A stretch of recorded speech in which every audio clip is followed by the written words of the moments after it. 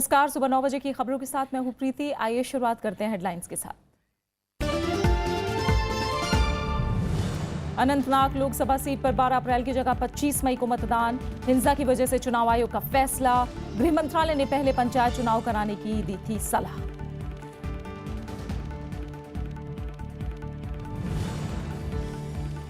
NDA की बैठक में 2019 लोकसभा चुनाव जीतने का संकल्प। प्रधानमंत्री नरेंद्र मोदी की नीतियों की तारीफ, मिलकर काम करने पर जोर।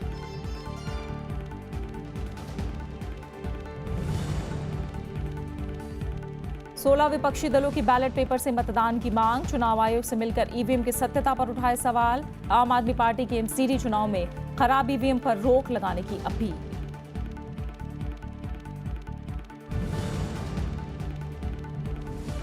भारत ने कहा कुलभूषण जाधव की फांसी की सजा को मानेंगे हत्या। एमनेस्टी इंटरनेशनल ने बताया अंतर्राष्ट्रीय मानकों का उल्लंघन। देवेंद्र फडणवीस ने कहा ध्यान भटकाने की कोशिश।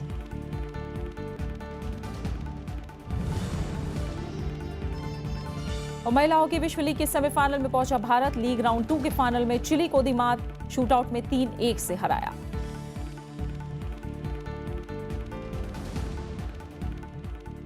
चुनाव आयोग ने अनंतनाग लोकसभा उपचुनाव की तारीखों में बदलाव किया है। अब वहां 12 अप्रैल की जगह 25 मई को वोट डाले जाएंगे। रविवार को श्रीनगर में वोटिंग के दौरान हुई हिंसा को देखते हुए आयोग ने यह फैसला लिया है। दूसरी तरफ खबर यह भी है कि गृह मंत्रालय फिलहाल श्रीनगर और अनंतनाग लोकसभा सीटों पर उपचुनाव कराने के पक्ष में ही नहीं था, लेकिन इस सलाह को चुनाव आयोग ने नजरअंदाज कर दिया। श्रीनगर उपचुनाव के दौरान हुई हिंसा और घाटी में तनाव के मद्देनजर अनंतनाग लोकसभा उपचुनाव टाल दिया गया है। चुनाव आयोग ने अब यहां पर 12 अप्रैल के बजाय 25 मई को मतदान कराने का फैसला किया है, जबकि 1 जून तक चुनाव प्रक्रिया को संपन्न करने का लक्ष्य रखा गया है। पीडीपी ने भी आयोग से अनंतनाग चुनाव की तारीख आगे बढ़ाने की मांग की थी, जबकि कांग्रेस और नेशनल कॉन्फ्रेंस तय समय पर ही मतदान चाह रहे थे। दूसरी तरफ श्रीनगर उपचुनाव कराने को लेकर गृह मंत्रालय और चुनाव आयोग के बीच मतभेद की खबर है। पीटीआई ने सूत्रों के हवाले से बताया है कि गृह मंत्रालय ने आयोग को पंचायत चुनाव के बाद श्रीनगर और अनंतनाग लोकसभा सीट पर उपचुनाव कराने की सलाह दी थी, लेकिन आयोग ने राज्य सरकार के साथ सलाह मशवरे के आधार पर ही चुनाव कराने का फैसला किया। मामले में चुनाव आयोग के सूत्रों ने पीटीआई को बताया कि कुछ इसी तरह की सलाह मणिपुर चुनाव को लेकर भी दी गई थी, लेकिन आयोग ने वहां भी अपने स्तर पर चुनाव कराने का फैसला लिया था। श्रीनगर लोकसभा सीट पर रविवार को उपचुनाव के लिए वोट डाले गए थे। इस दौरान हिंसा की तकरीबन 200 घटनाएं हुई। इसमें 8 लोगों की मौत हो गई थी और सैकड़ों लोग घायल हुए थे। अलगाववादियों की तरफ से उपचुनाव का बहिष्कार करने के आह्वान के बाद प्रदर्शनकारियों ने पोलिंग बूथों को निशाना बनाया। हिंसा की वजह से श्रीनगर लोकसभा सीट पर महज 7.14% मतदान ही हो पाया। कांग्रेस ने राज्य की पीडीपी और बीजेपी सरकार को विफल बताते हुए मुख्यमंत्री महबूबा मुफ्ती से इस्तीफे की मांग की है। Bureau report, Rajya Sabha TV. सोमवार को हुई एनडीए के शीर्ष नेताओं की बैठक में एकजुट होकर काम करने का संकल्प जताया गया। देश की प्रगति के लिए प्रधानमंत्री नरेंद्र मोदी के मजबूत नेतृत्व की जरूरत पर जोर दिया गया। इसके अलावा अपने आधार का विस्तार करके गठबंधन को मजबूत करने पर जोर दिया गया। एनडीए गठबंधन की बैठक के बाद आज बीजेपी संसदीय दल की भी बैठक होनी है। दिल्ली में एनडीए शीर्ष नेताओं की बैठक में 2019 के लोकसभा चुनाव को लेकर रणनीति पर चर्चा हुई। सभी घटक दलों ने प्रधानमंत्री नरेंद्र मोदी के कुशल नेतृत्व पर भरोसा जताया। बैठक के बाद वित्त मंत्री अरुण जेटली ने कहा कि एनडीए के 33 सहयोगियों ने प्रस्ताव पारित कर प्रधानमंत्री नरेंद्र मोदी के नेतृत्व और उनकी सरकार की नीतियों की सराहना की। इसके अलावा अपने आधार का विस्तार कर गठबंधन को मजबूत करने पर जोर दिया गया। कठिन परिस्थितियों में भी देश की अर्थव्यवस्था का संचालन किया है। देश के फेडरल स्ट्रक्चर को मजबूत किया है और इसके साथ साथ जो सबसे बड़ा पहलू है कि 3 वर्षों में बेदाग एक ईमानदार सरकार मोदी जी के नेतृत्व में देश भर में चली है। इस मौके पर टीडीपी प्रमुख और आंध्र प्रदेश के मुख्यमंत्री एन चंद्रबाबू नायडू ने कहा कि भारत एकमात्र ऐसा देश होगा जिसकी विकास की दर 2 अंकों में होगी और ये प्रधानमंत्री नरेंद्र मोदी के नेतृत्व में ही संभव है। उन्होंने कहा कि एनडीए के सहयोगी नरेंद्र मोदी के नेतृत्व में 2019 का चुनाव जीतने के लिए मिलजुल कर काम करेंगे। Because we need strong leadership, then only things will happen. That is the endorsement all political parties have given. We are very happy. We have to strengthen NDA, and ultimately this sustainability will come with stable government. Shiv Sena प्रमुख उद्धव ठाकरे, पंजाब के पूर्व मुख्यमंत्री और अकाली दल के नेता प्रकाश सिंह बादल, केंद्रीय मंत्री और लोक जनशक्ति पार्टी प्रमुख रामविलास पासवान समेत बीजेपी के घटक दलों के शीर्ष नेताओं ने इस बैठक में हिस्सा लिया। प्रणव गोस्वामी के साथ ब्यूरो रिपोर्ट, राज्यसभा टीवी। 16 विपक्षी दलों के नेताओं ने ईवीएम की जगह मतपत्र से चुनाव कराने की मांग की है। इन दलों ने चुनाव आयोग से कहा कि ईवीएम के खिलाफ शिकायतें बढ़ती जा रही हैं और इससे चुनाव प्रक्रिया में भरोसा कम होता जा रहा है। उधर चुनाव आयोग ने आर.के. नगर उपचुनाव रद्द कर दिया है। ईवीएम मामले में कांग्रेस की अगुवाई में कई विपक्षी दल सोमवार को चुनाव आयोग पहुंचे और आगामी विधानसभा चुनावों में वीवीपीएटी लगी ईवीएम मशीनों और बैलेट पेपर से चुनाव कराने की मांग की। उनकी दलील है कि इससे मतदान प्रणाली और चुनावों में गड़बड़ी की आशंका को दूर करने में मदद मिलेगी। ईवीएम पे भरोसा था, विश्वास था जनता का या पॉलिटिकल पार्टीज का, राजनीतिक दलों का, वो विश्वास उठ गया है। इसलिए ईवीएम मशीन के बदले वापस वही जो पुराना सिस्टम था 1951-52 से वही सिस्टम दोबारा से पेपर बैलेट का सिस्टम लागू करना चाहिए। ये हम लोगों का विश्वास ईवीएम से हट गया है और EVM free and fair election तभी हो सकता है जबकि ईवीएम को हटा करके और बैलेट पेपर से इलेक्शन हो। ये हम लोगों ने डिमांड रखी। इलेक्शन कमीशन कम से कम इतना माना कि हमारा तर्क बहुत सीरियस है और वो इस पर विचार करेंगे, ऑल पार्टी मीटिंग बुलाएंगे। हम चाहते हैं कि किसी तरह से आगे जो चुनाव होगा गुजरात, हिमाचल से लेके वो बैलेट पेपर से हो। आम आदमी पार्टी के संयोजक और दिल्ली के मुख्यमंत्री अरविंद केजरीवाल ने फिर ईवीएम का मुद्दा उठाया है। उन्होंने कहा कि धौलपुर में उपचुनाव के दौरान ईवीएम में गड़बड़ी सामने आई। केजरीवाल ने चुनाव आयोग की भूमिका पर सवाल उठाया है। इस बीच चुनाव आयोग ने तमिलनाडु में आर.के. नगर उपचुनाव रद्द कर दिया है। आयोग ने आचार संहिता के उल्लंघन, चुनाव खर्च, अवैध धन के इस्तेमाल को देखते हुए ये फैसला लिया। इसको लेकर राजनीतिक दलों में बयानबाजी शुरू हो गई है। The election commission and central government is responsible. Unnecessary right during election time shows that they doesn't want the election to be conducted. The election commission, though, have now taken this decision. They should have been much more vigilant earlier, because a lot of money has been already spread. But R K. Nagar विधानसभा seat पर 12 अप्रैल को मतदान होना था। शुक्रवार को आयकर अधिकारियों ने तमिलनाडु के स्वास्थ्य मंत्री सी विजय भास्कर के यहां तलाशी ली थी। आयकर विभाग का दावा है कि तलाशी के बाद 89 करोड़ रुपए उपचुनाव के लिए बांटने का पता लगा है। यहां से एआईएडीएम के अन्ना गुट के महासचिव टीटीवी दिनाकरण उम्मीदवार हैं। रविंद्र सिंह शौरान के साथ ब्यूरो रिपोर्ट, राज्यसभा टीवी। आम आदमी पार्टी के एक प्रतिनिधि मंडल ने उप मुख्यमंत्री मनीष सिसोदिया के नेतृत्व में कल दिल्ली राज्य चुनाव आयुक्त एस.के. श्रीवास्तव से मुलाकात की। प्रतिनिधि मंडल ने राजस्थान के धौलपुर उपचुनाव में प्रयोग हुई ईवीएम के इस निगम चुनाव में इस्तेमाल पर प्रतिबंध लगाने की मांग की। मुलाकात के बाद सिसोदिया ने कहा कि 9 अप्रैल को राजस्थान के धौलपुर उपचुनाव में ऐसी 18 डिफेक्टिव ईवीएम सामने आई हैं जिनका कोई भी बटन दबाने पर सिर्फ एक पार्टी विशेष को ही वोट मिल रहा था। सिसोदिया ने कहा कि राजस्थान में जनरेशन 1 की मशीनें इस्तेमाल में लाई जा रही हैं जो साल 2006 से पहले की बनी हैं। ये मशीनें सुरक्षा के लिहाज से ठीक नहीं है, बावजूद इसके चुनाव आयोग इन मशीनों का इस्तेमाल कर रहा है। पाकिस्तान ने भारतीय व्यवसायी कुलभूषण जाधव को जासूसी के कथित आरोप में फांसी की सजा सुनाई है। भारत ने इसे हत्या की संज्ञा दी है। भारत ने कल पाकिस्तानी उच्चायुक्त को बुलाकर इस फैसले पर विरोध दर्ज कराया। भारत ने पाकिस्तानी नागरिकों की रिहाई पर रोक लगा दी है। उन्हें बुधवार को रिहा किया जाना था। पाकिस्तान की सैनिक अदालत ने सोमवार को भारतीय कारोबारी कुलभूषण जाधव को मौत की सजा सुना दी। कुलभूषण जाधव को ईरान से सटे समुद्री इलाके से 3 मार्च 2016 को अगवा किया गया था। पाकिस्तान ने उन पर जासूसी का आरोप लगाया था। कुलभूषण से मिलने के लिए भारत ने 13 बार अपील की, लेकिन पाकिस्तान ने एक बार भी भारतीय उच्चायोग के अधिकारियों को इसकी अनुमति नहीं दी। अभी पूरी चीज का जांच होने तो उसके बाद बात करें। विदेश सचिव एस जयशंकर ने पाकिस्तानी उच्चायुक्त अब्दुल बासित को समन किया। विदेश सचिव ने अब्दुल बासित से कहा कि जाधव के खिलाफ पाकिस्तानी सैनिक अदालत का निर्णय अवैध है। भारत ने कहा कि मुकदमा गलत आरोपों पर चलाया गया था और कुलभूषण को पक्ष रखने का मौका भी नहीं दिया गया।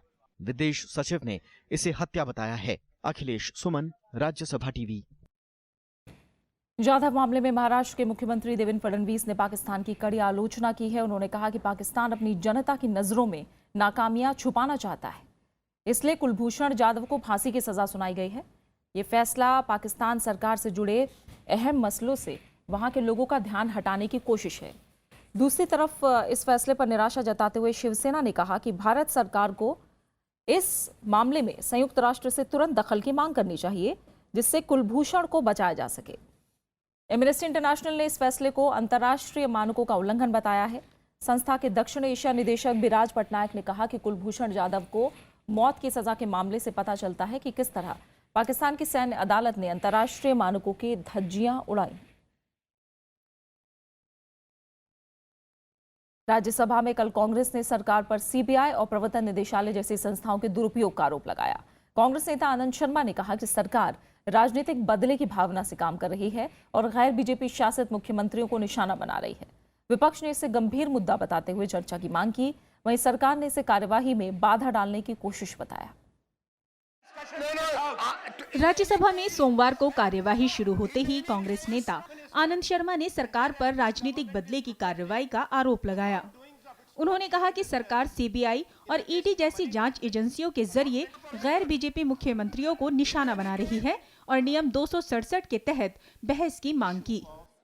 The enforcement agencies, the CBI, the ED is being used for political vendetta, and that is something what we want to raise.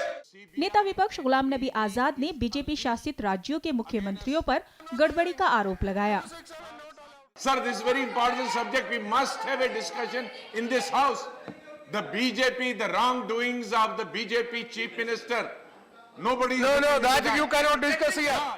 उपसभापति ने कांग्रेस की नियम 267 के तहत चर्चा की मांग खारिज कर दी। उन्होंने कहा कि इस मुद्दे पर संबंधित राज्यों की विधानसभाओं में चर्चा हो सकती है। If there is wrongdoing by any chief minister, it has to be discussed in their assembly, not here, not here, not here, not here. लेकिन कांग्रेस के 7 बीएसपी के सांसद सदन के बीच में आकर नारेबाजी करने लगे।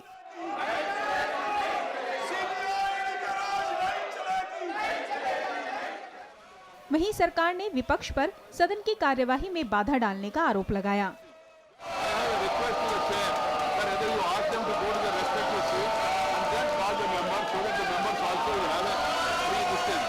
इसके बाद ही सदन में अवरोध जारी रहा और शून्यकाल के दौरान 2 बार कार्यवाही स्थगित करनी पड़ी। कृति मिश्रा, राज्यसभा टीवी। लोकसभा ने राष्ट्रीय पिछड़ा वर्ग आयोग को संवैधानिक दर्जा देने से जुड़े संविधान के 123वें संशोधन विधेयक को मंजूरी दे दी है। इसके साथ ही सदन ने राष्ट्रीय पिछड़ा वर्ग आयोग निरसन विधेयक 2017 को ध्वनिमत से मंजूरी दे दी। बिल पर चर्चा का जवाब देते हुए सरकार ने तमाम दलों के सदस्यों को भरोसा दिया कि विधेयक के जरिए राज्यों के अधिकारों में हस्तक्षेप नहीं किया गया है। संविधान संशोधन विधेयक को मत विभाजन के जरिए 360 मतों से पारित कर दिया गया, जबकि विपक्ष में 2 मत पड़े। सामाजिक न्याय और अधिकारिता मंत्री थावरचंद गहलोत ने इस विधेयक को ऐतिहासिक करार देते हुए कहा कि इसके जरिए पिछड़े वर्ग के लोगों का कल्याण होगा। उन्होंने कहा कि आयोग के 5 सदस्यों में से 1 महिला सदस्य होगी। हम इस प्रकार का कोई काम नहीं करेंगे कि राज्य सरकार का संघीय ढांचा प्रभावित हो। राज्य सरकार के अपने अधिकार है।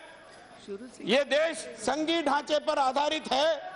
हम राज्यों के अधिकारों और कर्तव्यों का सम्मान करते हैं, आगे भी करेंगे। और खबरें जारी हैं, लौट रहे एक छोटे से ब्रेक के बाद।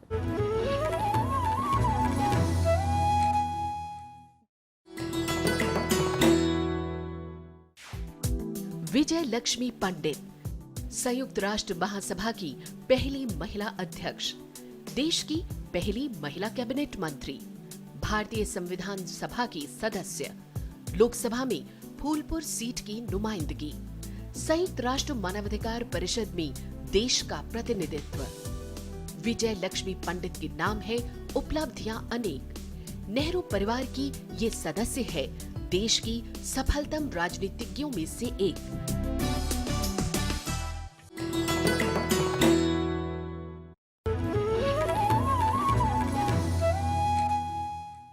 सुप्रीम कोर्ट ने उत्तराखंड में खनन पर लगी पाबंदी हटा दी है। सोमवार को सुप्रीम कोर्ट ने राज्य में खनन पर पूर्ण प्रतिबंध लगाने वाले हाईकोर्ट के आदेश पर अंतरिम रोक लगाई। साथ ही रोक लगाने की अपील करने वाले पक्षकारों को नोटिस जारी करके 4 हफ्ते में जवाब देने के लिए कहा है। नैनीताल हाईकोर्ट ने मामले में बड़ा फैसला सुनाते हुए खनन पर 4 महीने के लिए पूरी तरह से रोक लगाई थी, जिसके खिलाफ राज्य सरकार ने सर्वोच्च अदालत में याचिका दायर की थी। हाईकोर्ट ने खनन की वजह से पर्यावरण और पारिस्थितिक संतुलन के खतरे को देखते हुए खनन के प्रभाव का आकलन करने के लिए एक उच्च स्तरीय समिति भी गठित की थी। हाईकोर्ट ने समिति से खनन जारी रखने या रोकने पर 4 हफ्ते में अंतरिम रिपोर्ट मांगी थी।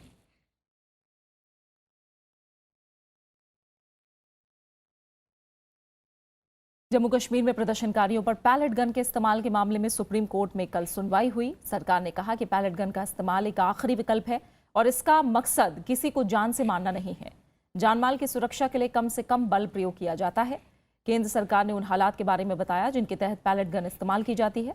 साथ ही कोर्ट को भीड़ से निपटने के लिए अन्य विकल्पों के बारे में भी बताया गया। इसके बाद सुप्रीम कोर्ट ने पैलेट गन का विरोध कर रही जम्मू कश्मीर हाईकोर्ट की बार एसोसिएशन से सरकार की ओर से उठाए गए मुद्दों पर जवाब मांगा है। कोर्ट ने कहा कि बार एसोसिएशन को बहुत अहम भूमिका निभानी है, इसलिए वो किसी का पक्ष लिए बिना 2 हफ्ते के भीतर जवाब दे। मामले की अगली सुनवाई 28 अप्रैल को होगी।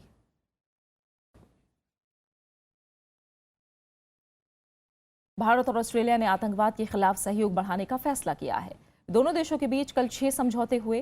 प्रधानमंत्री नरेंद्र मोदी और ऑस्ट्रेलिया के प्रधानमंत्री मैल्कम टर्नबुल ने क्षेत्रीय शांति और शक्ति संतुलन के लिए सहयोग बढ़ाने की बात कही है। प्रधानमंत्री नरेंद्र मोदी और ऑस्ट्रेलिया के प्रधानमंत्री मैल्कम टर्नबुल के बीच बातचीत में आपसी, क्षेत्रीय और वैश्विक मसलों पर विस्तार से चर्चा हुई। शिखर वार्ता के बाद दोनों नेताओं की मौजूदगी में 6 अहम समझौतों पर हस्ताक्षर हुए। इन समझौतों में आतंकवाद और अंतर्राष्ट्रीय अपराध का मुकाबला करने, नागरिक उड्डयन सुरक्षा, पर्यावरण, खेल, स्वास्थ्य और उपग्रह संचालन में सहयोग शामिल हैं।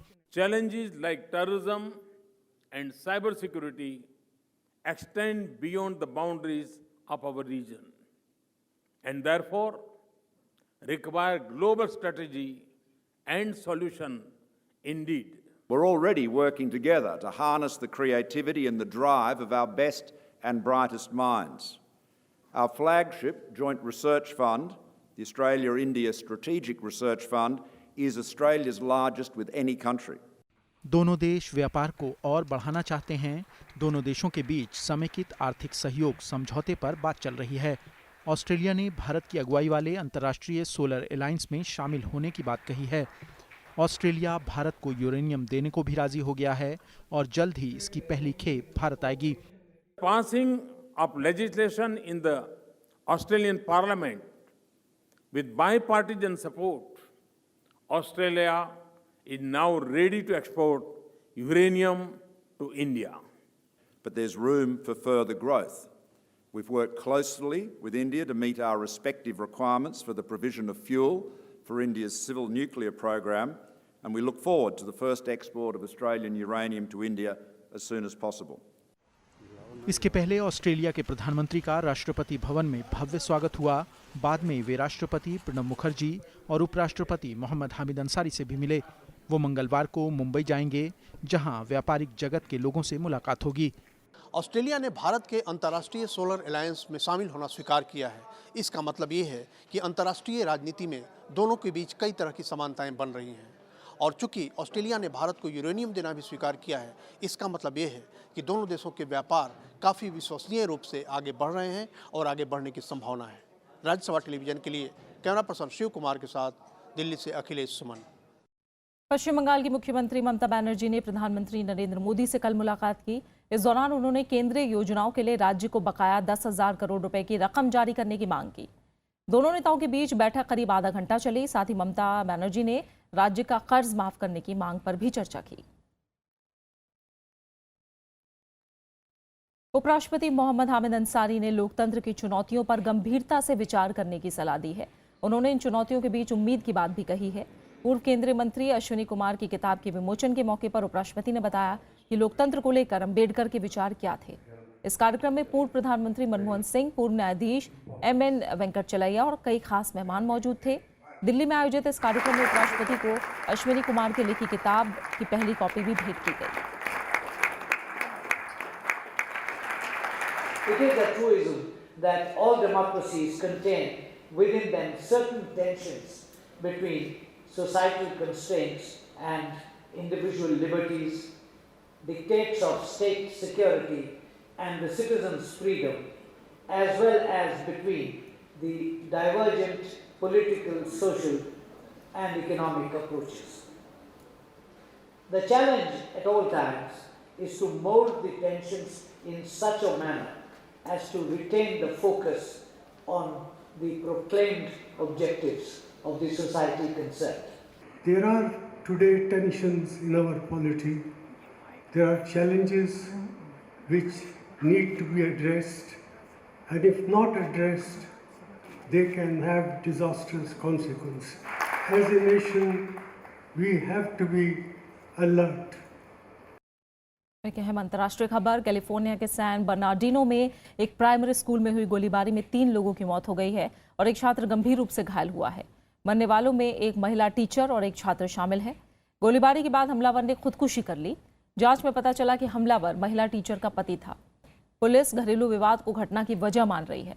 खबर के मुताबिक कल सुबह हमलावर पति ने क्लासरूम में घुसकर महिला टीचर पर गोली चलाई। गोलीबारी में 2 छात्र भी घायल हुए थे, जिनमें से एक की इलाज के दौरान मौत हो गई। करीब 600 बच्चों को स्कूल से सुरक्षित निकाल लिया गया। आगे की जांच के लिए स्कूल को 2 दिन के लिए बंद रखा गया है। बात हॉकी की। भारत ने हॉकी विश्व लीग राउंड 2 जीत लिया है। भारतीय महिला टीम ने चिली को शूटआउट में 3-1 से हराया। चिली के खिलाफ मुकाबला तय वक्त तक 1-1 से ड्रॉ हुआ था, जिसके बाद शूटआउट कराया गया। भारतीय गोलकीपर सविता ने चिली के गोलों को असफल करके जीत दिलाई। सविता को गोलकीपर ऑफ द टूर्नामेंट चुना गया है। इस मैच में जीत के साथ ही भारत ने महिला हॉकी विश्व लीग के सेमीफाइनल के लिए क्वालिफाई कर लिया है, जो FIH महिला विश्व कप 2018 का एक क्वालिफायर होगा।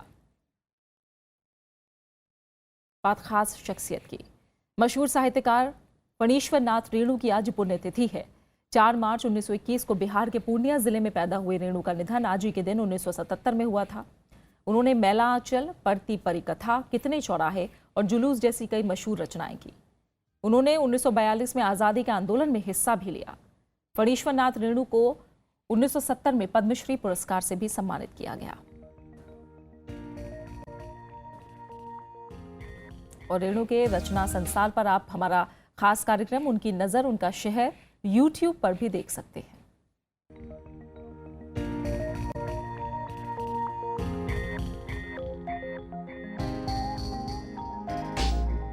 हिंदी फिल्मों के दिग्गज अभिनेता और गायक कुंदन लाल सहगल साहब की आज जयंती है। अपनी अदाकारी के साथ साथ फिल्मी गायकी के शिखर तक पहुंचने वाले KL सहगल को हिंदी सिने जगत का पहला महानायक भी माना जाता है।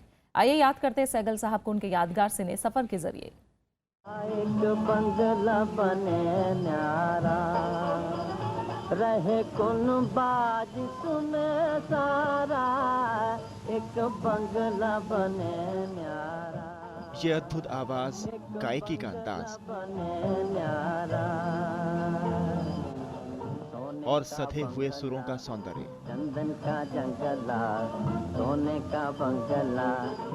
कुंदन लाल सहगल साहब को हिंदी सिने संगीत का कोहिनूर यूं ही नहीं कहा जाता। एक ऐसी आवाज जिसकी तारीफ करने का नहीं बल्कि इबादत करने का दिल करता है। झूला झूले चांद हमारा। जितनी बेहतरीन गायकी उतना ही बेहतरीन अभिनय भी। 1932 में जिंदा लाश से अपने फिल्मी सफर की शुरुआत करने वाले सहगल साहब ने देवदास, मिर्जा गालिब, तानसेन, शाहजहां, स्ट्रीट सिंगर, दुश्मन और रूपलेखा जैसी कई बेहतरीन फिल्मों में अभिनय किया।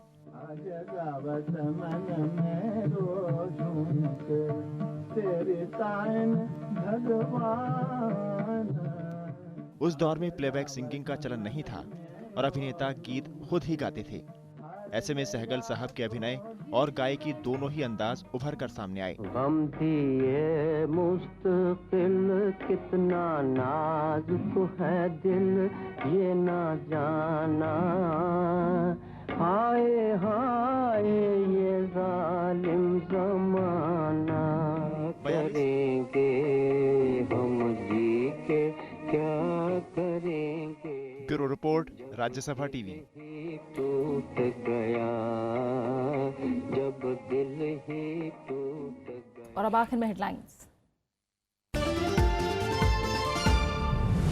अनंतनाग लोकसभा सीट पर 12 अप्रैल की जगह 25 मई को मतदान। हिंसा की वजह से चुनाव आयोग का फैसला। गृह मंत्रालय ने पहले पंचायत चुनाव कराने की दी थी सलाह।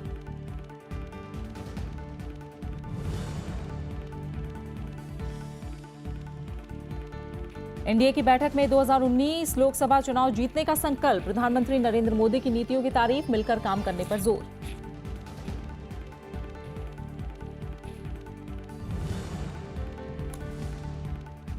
सोलह विपक्षी दलों की बैलेट पेपर से मतदान की मांग। चुनाव आयोग से मिलकर ईवीएम की सत्यता पर उठाए सवाल। आम आदमी पार्टी की एमसीडी चुनाव में खराब ईवीएम पर रोक लगाने की अपील।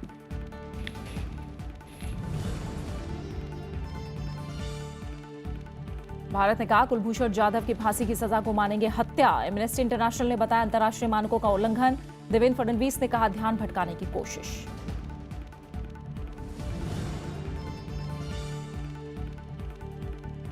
महिला हॉकी विश्व लीग के सेमीफाइनल में पहुंचा भारत। लीग राउंड 2 के फाइनल में चिली को दी मात। शूटआउट में 3-1 से हराया।